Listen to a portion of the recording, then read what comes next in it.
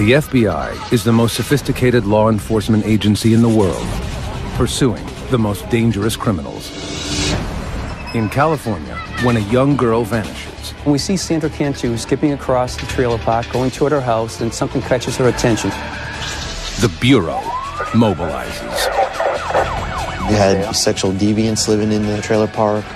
We just had other weirdos living in the trailer park. What are the odds of Sandra still being alive? FBI. Criminal Pursuit.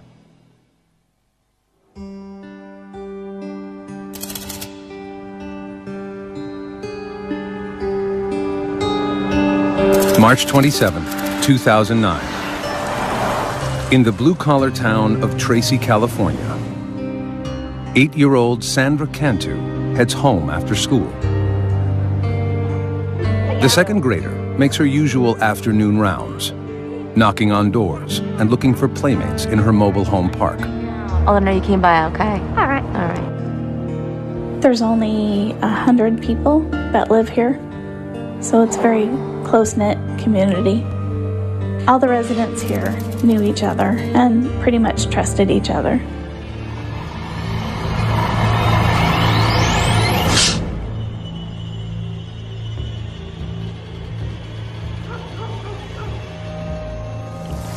Hours pass, and Sandra doesn't come home for supper. Her mother, Maria, worries.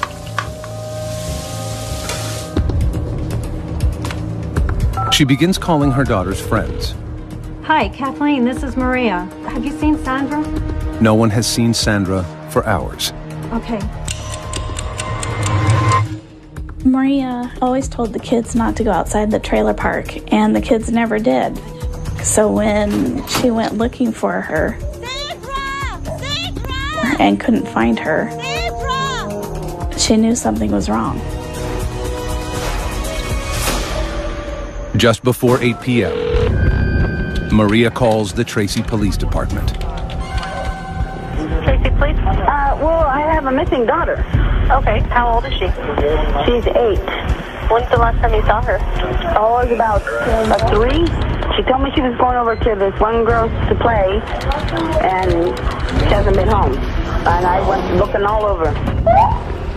There's a 72% chance of finding a missing child in the first several hours. After that, every hour that passes, it drops off. It's a statistic Tracy's new police chief, Janet Thiessen, can't stop thinking about. Though she's been with Tracy PD for less than 2 months, the chief is a veteran of law enforcement, and she's afraid for Sandra's life.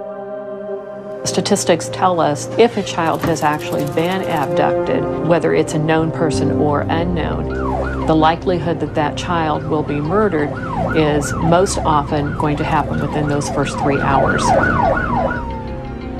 The police get a detailed description of Sandra and what she was wearing. They learn that Sandra lives with her mother, grandparents, and 3 older siblings. Everyone was home that afternoon, but no one saw Sandra playing outside. There was just one witness, a surveillance camera Sandra's grandfather had installed outside the family home to prevent vandalism. The lens captured Sandra's movements at 4 p.m., right before she vanished. Sandra had the little Hello Kitty pink t-shirt on, looked like black leggings. This was the last that we knew she was in the mobile home park. So that was pretty important for us. It really helped us lock down that time frame. Investigators learned that Sandra's divorced parents are undergoing a support payment battle. Could Sandra's father have taken her? Dad had been out of the picture since Sandra was a young girl. We were able to verify that her biological father was not in Tracy at the time that she went missing. Sandra's father is quickly ruled out as a person of interest. Hours have passed since Sandra disappeared, but there is no sign of the little girl. It's the worst thing imaginable. You have this horrible feeling in your gut that something's terribly wrong, and you don't know what it is. maybe she's lost, facing some hypothermia. We may have a child who's dehydrated, who's very hungry. If she hadn't found shelter somewhere and wasn't someplace safe, then this was not a good situation for her. A mother of two, Chief Thiessen empathizes with the family's growing anxiety. It's just heart-wrenching, and we have a job to do. We have to move forward through it. But I think there's that human side of all of us that we think in the back of our mind, is this going to be that time where it's bad?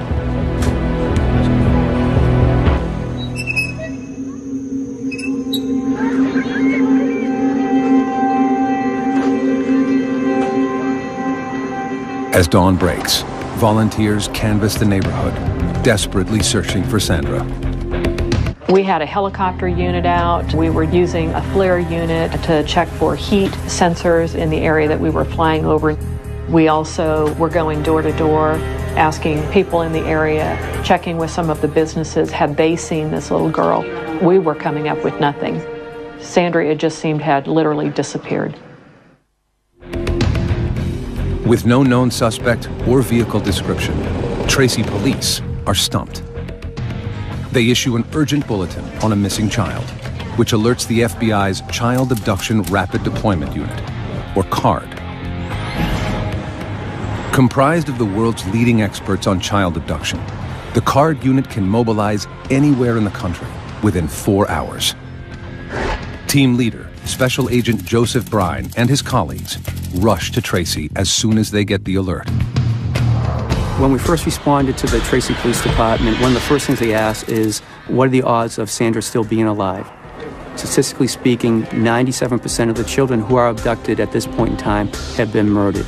But it's our job to focus both the FBI and the Tracy Police Department on that 3%, because there's a chance that she is alive. For the first time in his 15-year career, Special Agent Brine gets a first-hand look at what is at stake in the video of Sandra's last known moments. To see Sandra was something, as an FBI agent, you don't see on a regular basis. And it was just something that had an emotional impact. The case hits close to home for Special Agent Todd Davis. I had 3 little girls that I raised, and so it's very emotional, particularly when you're trying to find a child. You get very focused on that, and you forget to eat. You don't sleep when you go home. You can't get that out of your head. The FBI's first priority is questioning all the residents inside the neighborhood. They quickly realize that Sandra's popularity makes everyone a suspect. So, how was your day? Good. She talked with everybody. She always asked if she can help with the yard or help cooking. She liked to cook. Sandra was very friendly. She had a way to just capture your heart, and she had a beautiful smile. She was always smiling. Like most of the children here, Sandra was allowed to roam free, and everyone opened their doors to the little brunette with a quick smile. The kids just would go out and play all together, and it's a small place, so we just knew that she'd be safe. Every little detail sometimes will reveal some kind of pattern, some kind of activity that may lead to a significant turn in the case. Sandra was in just about every trailer, and she knew just about everybody. So it made our job a little bit more difficult because every trailer was now in play for us to investigate. Roadblocks are put in place around the area, and all vehicles searched. Investigators have no solid leads until they get a tip from a concerned neighbor, the mother of Sandra's best friend. The neighbor sends a text message to Sandra's mother that a large suitcase was stolen from her driveway around the same time Sandra went missing. It could be an unrelated incident, but investigators are concerned. The neighborhood borders the 205 freeway, which connects the Bay Area to the town of Tracy. It would have been very easy for someone to come into this area, drive a couple blocks, see this little girl, and pick her up. If, in fact, it was a stranger abduction in that type of a scenario, would we ever be able to get any information? The FBI speculates about who Sandra's abductor might be. Our behavioral analyst unit told us that we should be looking at predominantly male individuals who knew Sandra, who resided in the trailer park. So we started to look at individuals who had contact with Sandra over the past couple of years, adult males in particular. But at this point, their profile is hypothetical and only based on statistics. In this case, we don't have a crime scene. And without a crime scene, there really is insufficient information that we can use to form a profile about what might have happened. There's one other thing the FBI profilers know is likely: that Sandra's abductor knows her well and is someone close to home. For the most part, we remain fixated on the idea that an offender is going to be familiar with the victim or the victim's neighborhood in some way. Tracy Police Detective Tim Bauer is on the investigative team. He's been to the trailer park on other cases and recognizes Sandra's family. Like everyone else, he can't rest until the girl is found. And this is the type of case that you could not think about even when you're not at work. And you want to be here 24 hours a day yourself looking for the child that's missing. The FBI works with the Tracy PD to quickly put together an emergency operations center. We utilized about 65 FBI agents and about 26 detectives from Tracy PD. You'd have a whole row of people that were managing the tips as they came in off 3 different computers. Every second counts, and investigators want as many people as possible to know about the case. Everything was such a blur. We had been talking to the media to try and get her picture out there so people were aware of her in case they saw her. We wanted our little girl home. No resources spared as searchers use helicopters with thermal imaging, dive teams, cadaver dogs, and volunteer foot patrols. 2 of the largest searches for a missing person that have ever been done in Northern California's history. We had approximately 250 people out searching for Sandra. A lot of the police officers told us that it was like they were searching for their own daughter. Sandra became Tracy's daughter. Everyone's hopes sink when a search team at the town dump unearths a pink shirt, exactly like the one Sandra was wearing. Investigators approach her family with solemn news of their discovery. After talking with the family again, we were able to figure out that it was not the right size. It was almost that sigh of relief. Okay, we still are operating on the belief that we are looking for Sandra being alive. If Sandra is still alive, investigators know that time isn't on their side. On video. They pore over the last known images of her, searching for the smallest clue. She looks like she's coming towards home, then all of a sudden she turns her head to the right and heads off in a different direction from where she was coming. I probably looked at it 40, 50 times, trying to figure out what else might have happened that caught her attention. Nothing more is seen on the tape until a neighbor drives by 8 minutes later. A canine unit can only track Sandra's scent for a couple of yards. We had some dogs track her scent down this street. So we know, of course, she traveled to the end of the street up to that corner. And that's the last scent that we were able to pick up at that point. Investigators interview anyone in the neighborhood who is a registered sex offender or has a criminal record. The list of persons of interest is shockingly long. Sunday. You had sexual deviants living in the trailer park, people on probation, parole living in the trailer park. You just had other weirdos living in the trailer park. In this particular situation, we try to emphasize that even though you are looking at registered sex offenders, that statistically speaking, only about 2% are going to be registered sex offenders. Doesn't mean they're not preferential sex offenders. It just means that we haven't caught them the first time and they don't have an arrest record. One person the police want to talk to is a man who 2 years earlier had approached Sandra at the neighborhood pool. This gentleman had brushed Sandra's hair off of her face and kissed her on the lips in the pool. Made us worry. The man admits to the kiss, telling investigators it was harmless affection He has no prior criminal record, but makes a disturbing confession. He told us that he had sexual fantasies about young girls, that his fantasies focused on girls between the ages of 9 and 10. And so that placed him high on our list. But the man isn't the only suspicious person in the park. On the afternoon Sandra went missing, the park manager confronted an unfamiliar ice cream truck driver who was talking to children near Sandra's home. Hey, what do we have here? Can I have a chocolate bar? Sure can. They had a ice cream man that usually does not go to that particular area. Aren't you just a little kid? Was suspicious to some of the people in the neighborhood. And what did we tell you about being in the park? And that was another lead that we had to trace down. Did Sandra's trusting nature catch her in the net of a predator? Sandra was a very friendly girl, but we thought these individuals might have taken advantage of her friendly personality, you know, to use to their benefit.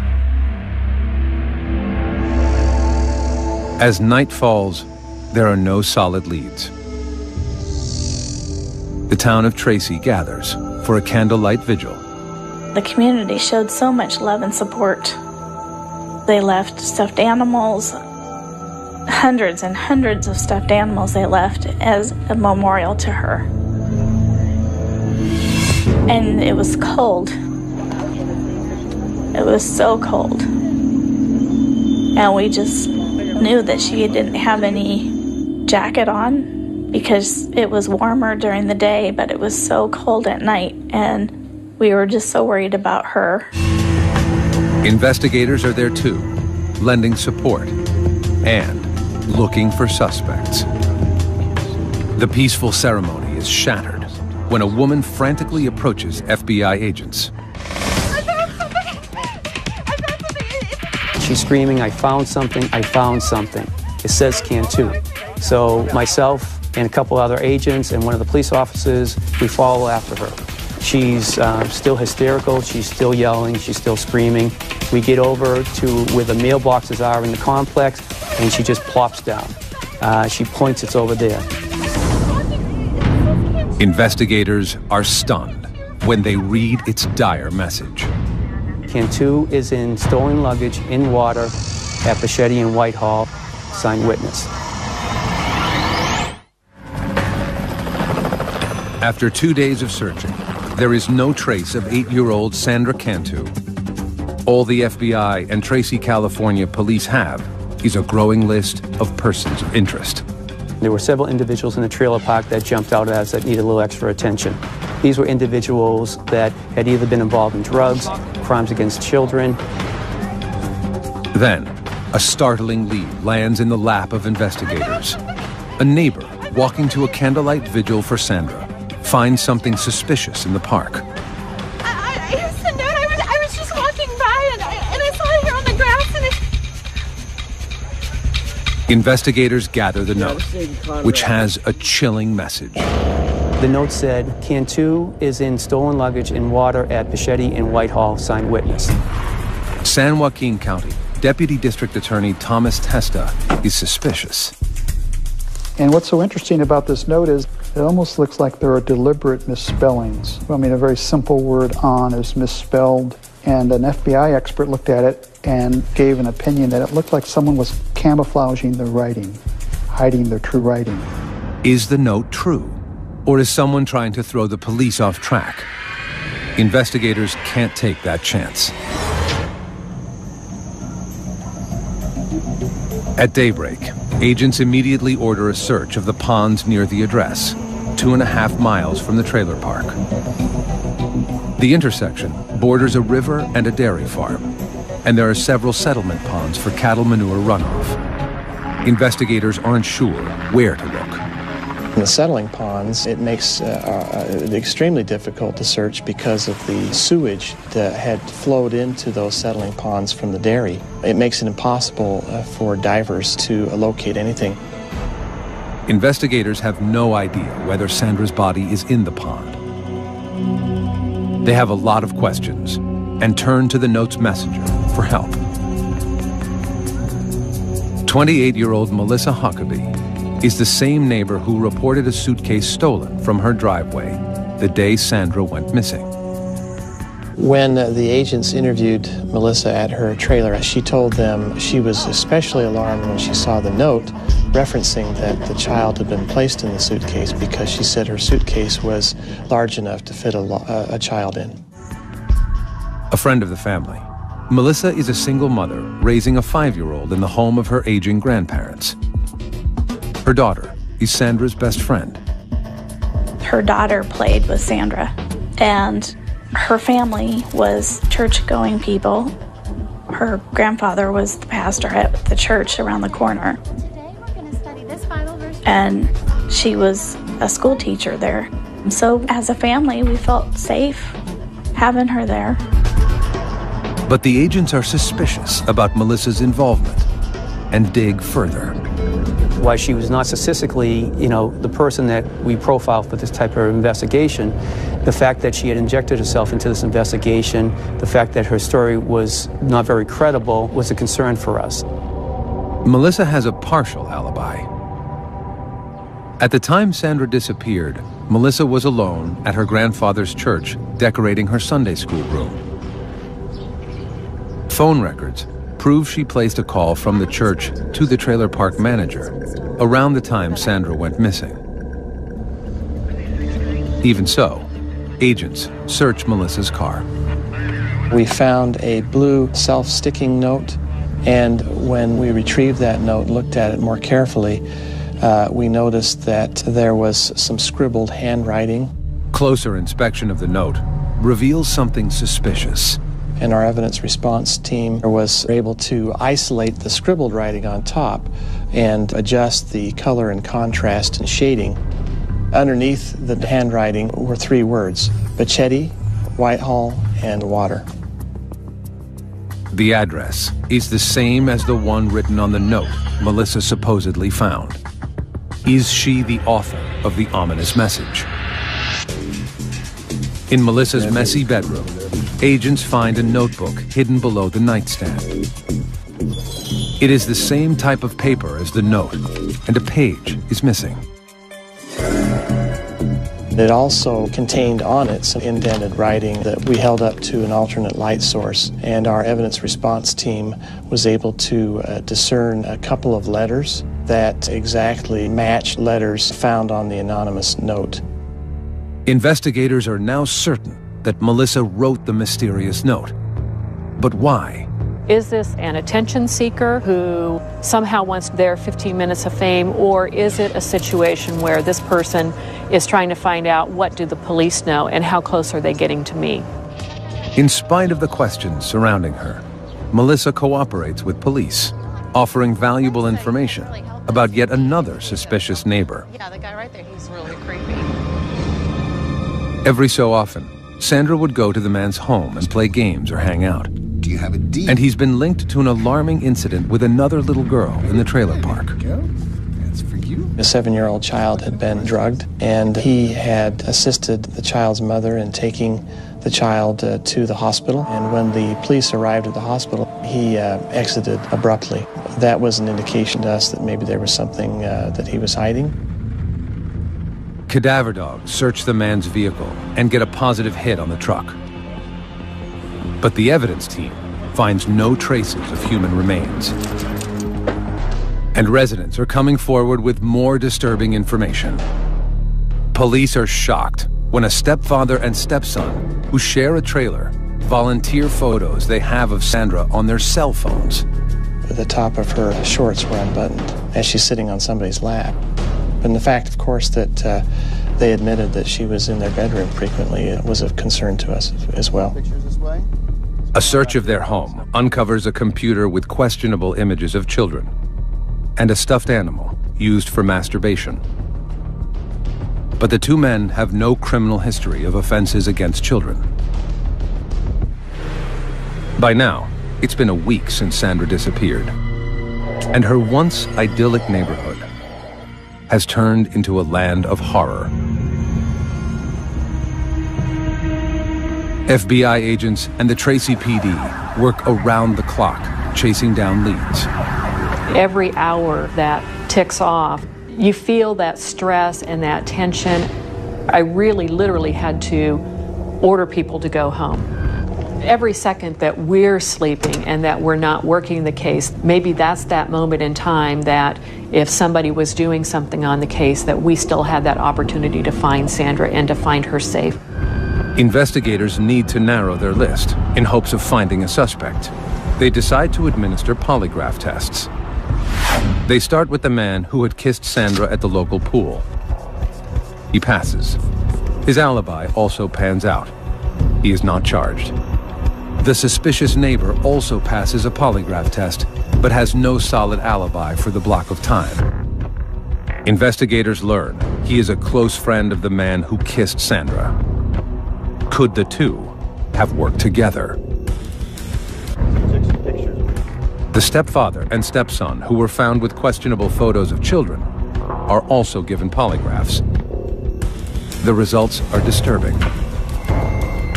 Each of these individuals failed the polygraph on the question of whether they had anything to do with her disappearance. But as authorities begin to move on their leads, they make a tragic discovery. The suitcase surfaces.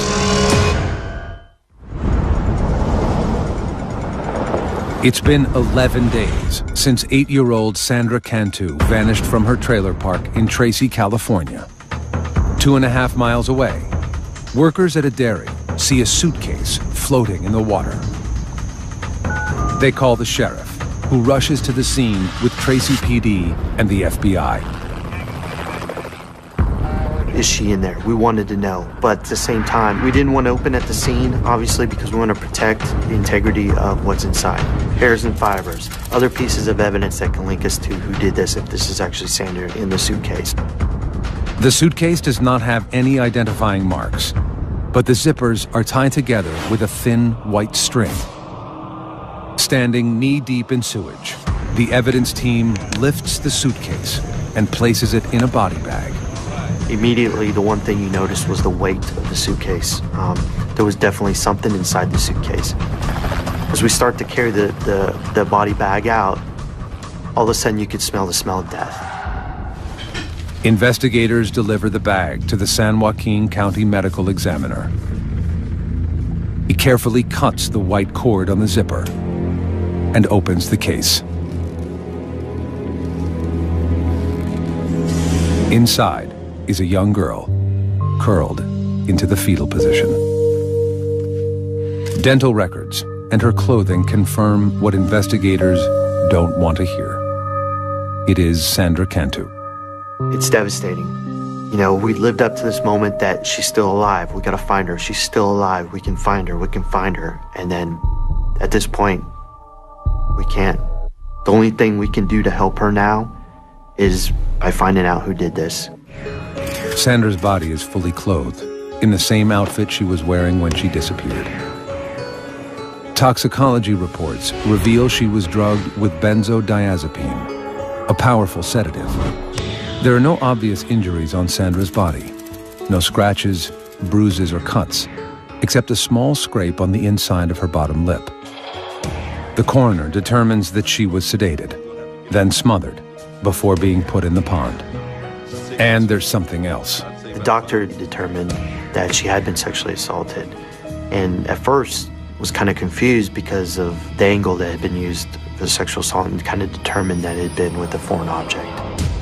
After assaulting her, Sandra's killer completely redressed her body. What it suggests to me is that this was an individual who knew Sandra and perhaps may have felt remorse and wanted Sandra to be presentable. Special Agent Marcus Knudsen stays with Sandra's body as she is taken for x-rays and then to the morgue. Knudsen, himself a father of a young girl, can't bear to leave Sandra alone in the dark again. It hurts because this is a young girl. She had everything going for her. You know, why? Why take the life of a young girl? The case is now officially a murder investigation. But before authorities can begin, Chief Thiessen has the painful task of informing Sandra's family. It's so hard when you see something that's happened to a young child. There's no easy way to tell somebody that your child is dead. It's news Sandra's family is not prepared to hear. When they came to tell us that they found Sandra, the most primal screams that you can imagine, and wailing and disbelief and just not wanting it to be true. To me, she was a beautiful baby.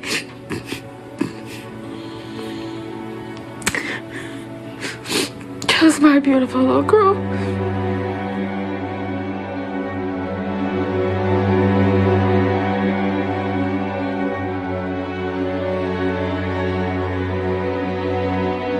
Once I had delivered the messages, I needed to have a few moments just by myself. This was just so highly charged. I had to take a few minutes, and I'm sure that there were a few tears that escaped. And then it's back to take that deep breath and back to the job at hand.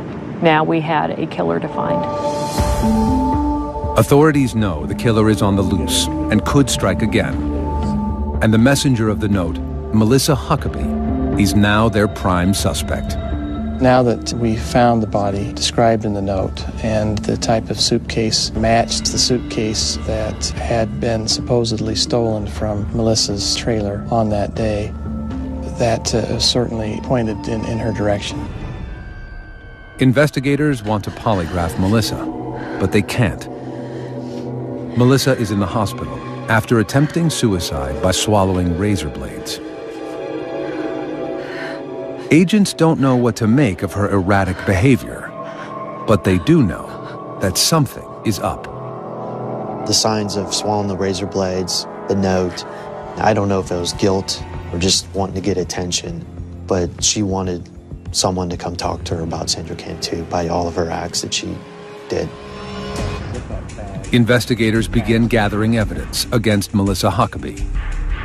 They question her family and learn that Melissa has a dark side.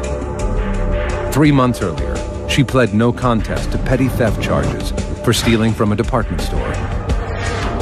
2 years before that, in her prior home in La Palma, California, there were 2 mysterious arson fires. Though Melissa was a person of interest, charges had not been filed. Melissa was mentally unstable and medicating herself for relief. She was bipolar, depressive, had high anxiety. She was dependent on drugs to deal with her emotional situations, frequently overdosed on those drugs. Only 3 months before Sandra vanished, a parent in the trailer park accused Huckabee of taking her child to a local park without permission. When Melissa brought her home, Hey, sweetie, I have some special juice for you. the girl acted strange. Drink it up. Her speech was slurred. Don't worry about the smell. It's really She was unable to control her muscles, kept falling down, and was drowsy. The girl's mother and her boyfriend rushed the child to the hospital. Tests revealed benzodiazepine in her bloodstream. Melissa denied harming the girl, and charges were not filed at that time. Agents hope that this time, Melissa won't be so lucky. They get a break when a local Marine is able to place Melissa where the body was found.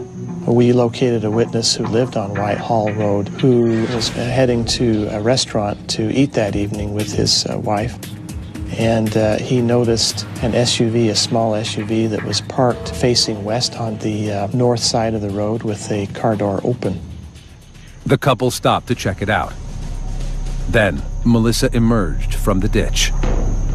Basically, they saw her coming up from the pond. They engaged her in conversation and were able to provide the exact time this was based on where they had eaten that night for dinner.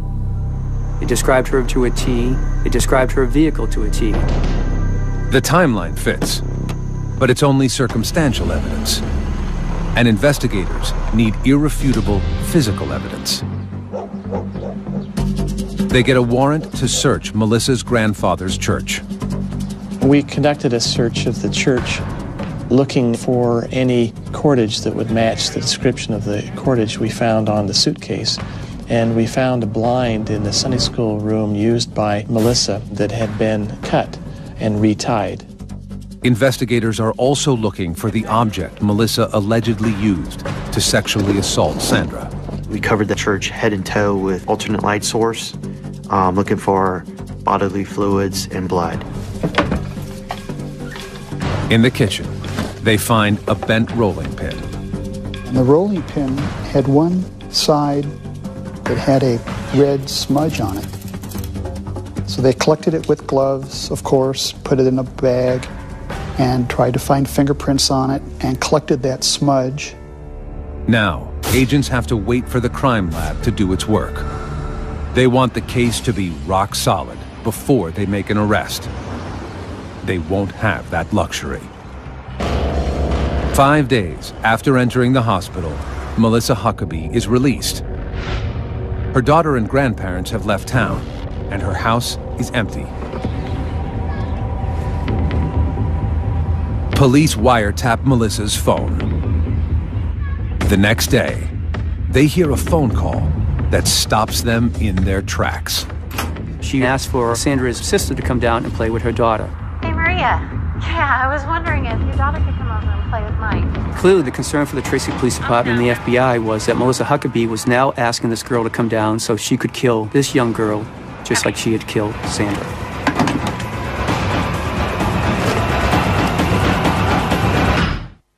April 10th, 2009.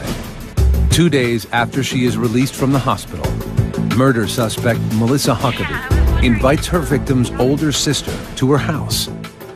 She says it's for a playdate, but FBI and Tracy, California police fear she has sinister plans.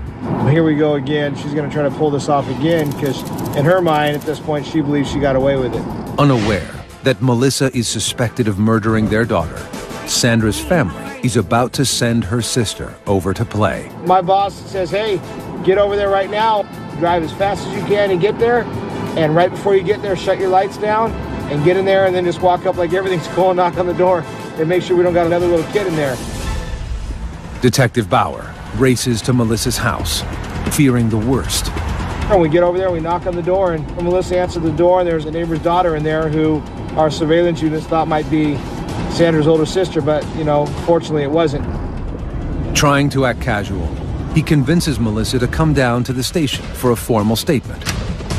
I mean, you can look at this as like a game of cat and mouse. We let her believe that she was winning the early rounds, but we knew the ultimate goal for us was to, one, get a confession out of her, but two, to get her to understand that we knew and we had evidence to show that she was solely responsible for Sandra's death and assault.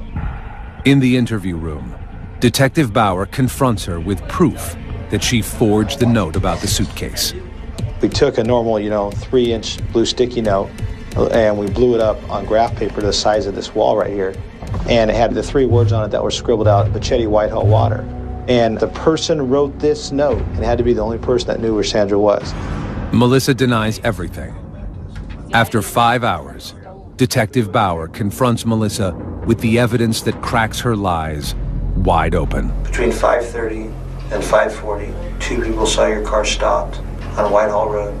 They saw you come from out of the bushes on Whitehall Road, and someone asked you what? When I was okay, and I said I was going to the bathroom. Mm-hmm. What were you doing, Melissa?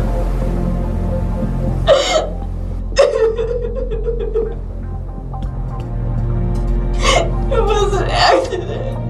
I told you it was an accident. I know it was. Accidents happen. Kill her. You just died.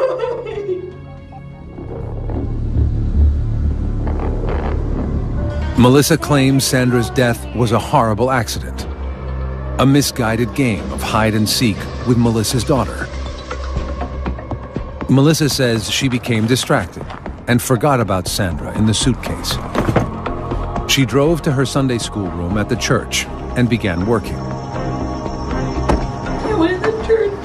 I was there. And when I came outside, I looked at my suitcase. I went to take it out and it was heavy. And she was in there. And she wasn't breathing or anything. What did she look like? She looked pale. And then I killed her. Huh?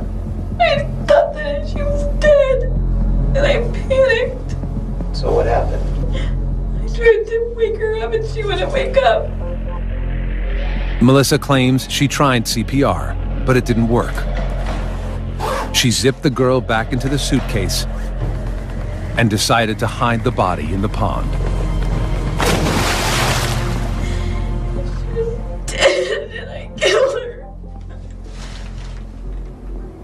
I didn't want anybody to think that I had killed her, but I didn't know what else to do. Melissa denies sexually assaulting the little girl, but her partial confession is enough for Tracy PD to arrest her for the murder of Sandra Cantu. Investigators tell Sandra's family the stunning news. We felt very betrayed to know that it was Sandra's friend's mother who did this. Forensic tests on the evidence from Huckabee's home and the church confirm what investigators already know, that Sandra's death was no accident. Reports reveal that the metal rolling pin in the church kitchen contains traces of Sandra's DNA. Sandra had never been in that church, so her DNA should not have been on that. So it was a real powerful piece of evidence. The cord from the blinds in the church are compared to the string on the suitcase. The laboratory came back with a report indicating that that cordage was the same size, color, dimension, and substance as the cordage found on the suitcase. Analysis of Melissa's home computer suggests that Sandra Cantu's murder was coldly premeditated. We found an article detailing the murder of a child, and that child had been murdered by her grandfather and placed in a suitcase, and the suitcase had been thrown in a river. Based on the evidence in this investigation, it appears that this was premeditated, and it was a sad opportunity that presented itself, and she took advantage of it. The forensic evidence is the final piece of the puzzle. Authorities use it to construct a timeline of what happened to Sandra, beginning with the surveillance tape. At 4 p.m., Sandra walked off screen in the direction of Melissa's home. Sandra, come on over here with me. Come here. You want to help me decorate the church? Sure. Okay, come on, let's get in. 8 minutes later, Melissa's car drove by.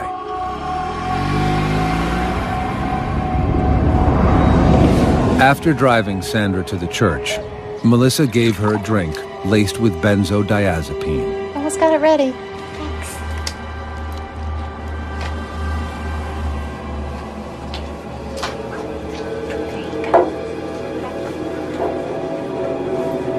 Go ahead, drink it all up.